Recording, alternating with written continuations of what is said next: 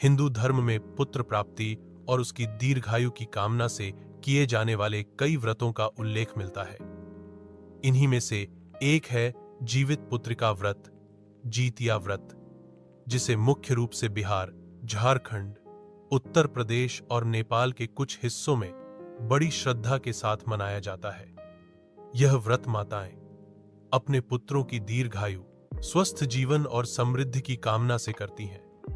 इस व्रत का धार्मिक, सांस्कृतिक और पौराणिक महत्व बहुत गहरा है। व्रत की उत्पत्ति और महत्व।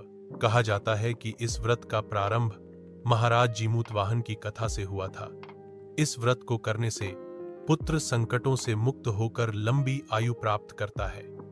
व्रत करने वाली महिलाएं पूरे दिन जल भी ग्रहण नहीं करती और रात भर जागरण करके संतान की मंगल कामना करती है। जीवित पुत्रिका व्रत कथा।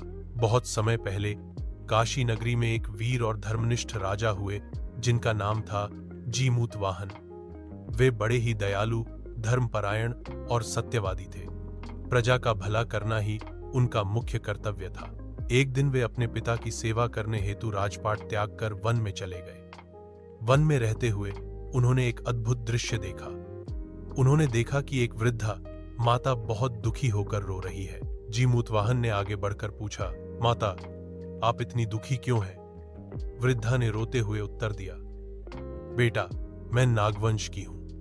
हमारे कुल पर एक शाप है कि हर दिन हमें गरुड़ देवता को भोजन के रूप में एक नाग देना पड़ता है।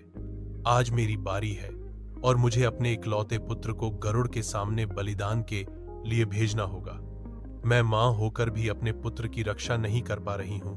यही दुख मुझे खाए जा रहा है।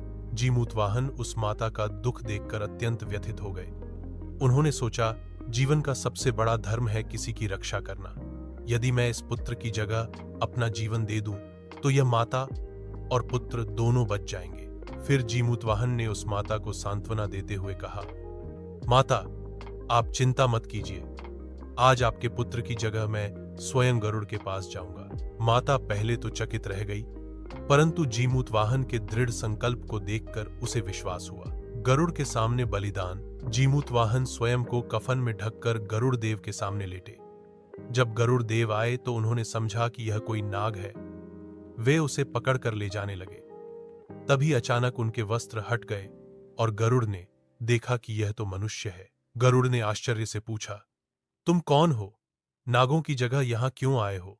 जीमूतवाहन ने विनम्रता से उत्तर दिया, मैं काशी का राजकुमार हूं। मैं किसी की संतान को मर